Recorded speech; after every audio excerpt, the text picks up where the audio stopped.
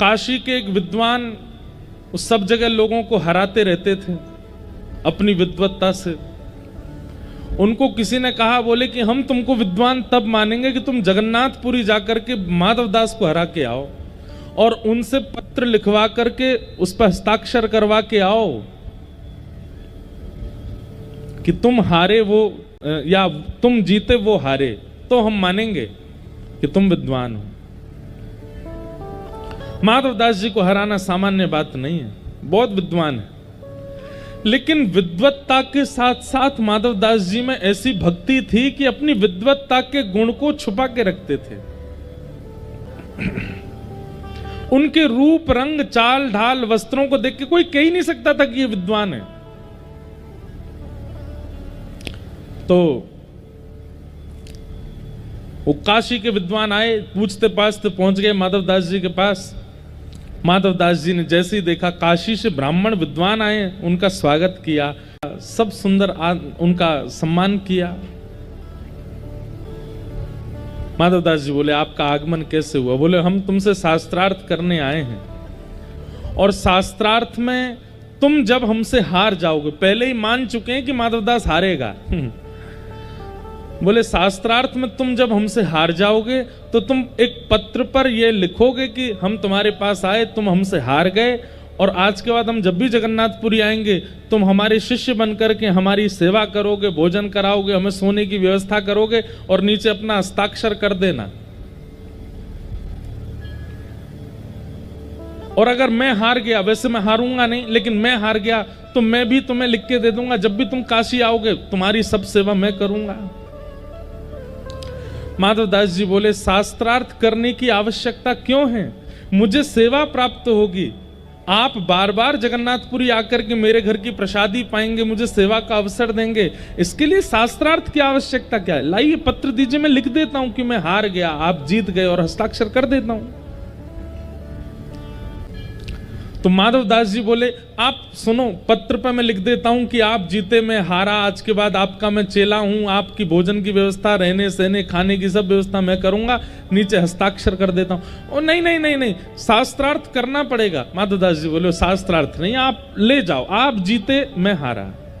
क्योंकि माधवदास जानते थे कि ये मुझसे जीत नहीं पाएंगे, लेकिन इनको निराश करके थोड़ी भेजना मुझे। लिख दिया कि आप जीते मैं हारा, और नीचे हस्ताक्षर कर दिए, माधव दास आपका दास। ब्राह्मण देवता रात में सोए, प्रसाद पाया, निकल गए काशी के लिए। काशी में विद्वानों को इकट्ठा किया, हाँ भाई देखो, तुम लोगों ने चुनौती दी थी माधवदास को, देखो मैं लिखवा करके लाया हूं, हरा दिया मैंने उसको। एक उनमें से श्रेष्ठ था, बोले दिखाओ पत्र दिखाओ। माधवदास को हराना सामान्य बात नहीं, बहुत विद्वान है वो बात अलग है। उसके चाल ढाल रूप रहनी से पता नहीं चलता कि वो विद्वान है, क्योंकि उसके अंदर भक्ति का स्वरूप ज्यादा है। अरे लीजिए पढ़िए पत्र, उसने खुद लिखा है। पत्र खोल करके सभा के मध्य पढ़ना शुरू किया। अमुक तिथि पर काशी के अमुक नाम के ब्राह्मण मेरे पास जगन्नाथपुरी आए थे, हम दोनों के बीच शास्त्रार्थ हुआ, और शास्त्रार्थ में काशी से आए ब्राह्मण की भयंकर हार हुई, माधवदास जीत गए। पत्र में उल्टा लिखा था। वो ब्राह्मण जो था खड़ा हो गया, ये क्या पढ़ रहे हो? ये नहीं लिखा उसने लिखा है कि वो हारा मैं जीता। बोले देखो तुम खुद पढ़ो क्या लिखा है। उसने पढ़ा, माधवदास जीते और इनकी घनघोर हार हुई। बोले उसने तो मेरे सामने लिखा था, मैंने एक एक शब्द अपनी आंखों से देखा था, उसने लिखा था कि वो हारा है, मैं जीता हूं। ब्राह्मण बोले, लिखा था मतलब तुम दोनों के बीच शास्त्रार्थ नहीं हुआ था क्या? नहीं नहीं, देखिए मैं बताना चाहता हूं, मैं कहा तो था कि शास्त्रार्थ को, उसी ने मना कर दिया था कि बिना शास्त्रार्थ के मैं हार स्वीकार करता हूं। तो गई बोले कि भैया तुम हार के आए हो, स्पष्ट लिखा है। ब्राह्मण दोबारा दौड़े जगन्नाथपुरी के लिए, माधवदास के पास पहुंचे। ए माधवदास, तुझे देख लूंगा, क्या लिखा था इन्हें पत्र पर? ये लिखोगे कि हम तुम्हारे पास आए। माधवदास जी ने बोले, लिखी तो मेरी है और लेखनी भी मेरी है, शब्द भी मेरे जैसे ही हैं, पर मेरे नहीं है, ये मैंने नहीं लिखा, मैंने तो हार लिखी थी अपनी, इसमें कैसे जीत गया मैं? ब्राह्मण बोले अब ऐसा नहीं होगा, अब दूसरी क्रिया होगी। क्या? तुमको शास्त्रार्थ करना ही पड़ेगा, और शास्त्रार्थ में जो जीतेगा वो हारने वाले के मुख पर कालीत पोत करके, उसको गधे पर बैठा करके, चप्पलों की माला पहना करके पूरे नगर में घुमाएगा, और हारने वाला चिल्ला चिल्ला करके बोलेगा कि मैं उनसे हारा, मैं अमुक से हारा। सबको पता चलना चाहिए कि तुम हारे, मैं जीता। माधवदास जी बोले देखिए, शास्त्रार्थ की जरूरत नहीं है, मुझे स्वीकार है, आप कालीत पोत दीजिए, मेरे गले में चप्पल की माला पहना दीजिए, गधा ले आइए, मैं बैठ करके पूरे नगर में ढिंडोरा पीटने को तैयार हूं कि आप जीते मैं हारा। परंतु अभी मेरे दर्शन का समय है, आप जब तक कालीत और गधे की व्यवस्था करो, मैं थोड़ा दर्शन कर आऊं जगन्नाथ जी का। हाँ तुम जाओ। ये ब्राह्मण गए, दूड़ धाड़ के लाए गधा, कहीं से कालीत स्याही इकट्ठी करी। इतने में ही माधवदास जी निकल करके बाहर आए मंदिर से। अब हुआ यह कि ये माधवदास जी नहीं थे, स्वयं जगन्नाथ जी ही माधवदास जी का रूप धारण करके आए थे। माधवदास तो भीतर दर्शन कर रहे हैं, पर प्रबल प्रेम के पाले पड़कर हरि को नियम बदलते देखा, अपना मान तले टल जाए पर भक्त का मान ना टलते देखा।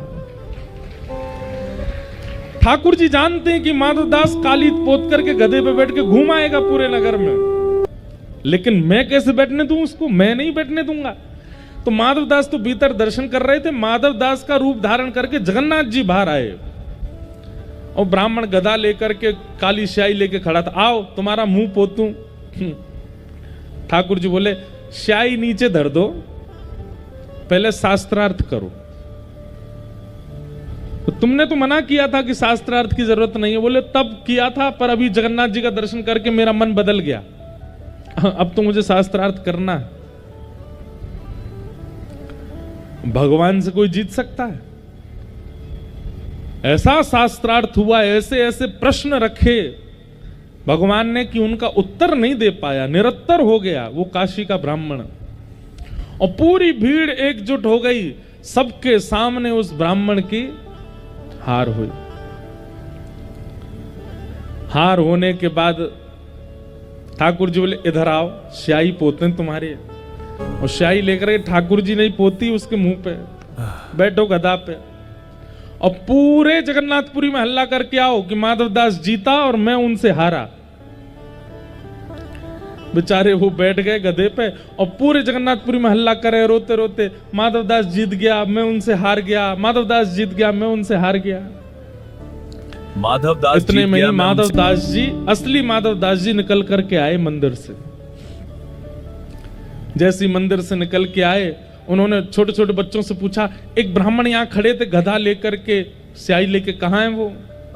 बोले वो तो कालीत मुंह पे पोत करके गधा पे बैठ के डोल रहे हैं पूरे नगर में। हैं अपने आप ही? माधवदास जी दौड़े दौड़े गए, ब्राह्मण देवता आप ये क्या कर रहे हैं? आप क्यों चढ़ गए गधे पे? आपने क्यों अपने मुंह पे पोत ली स्याही? आप नीचे उतरिए, ये अधिकार आपका नहीं है, अभी पहुंचिए अपना मुख।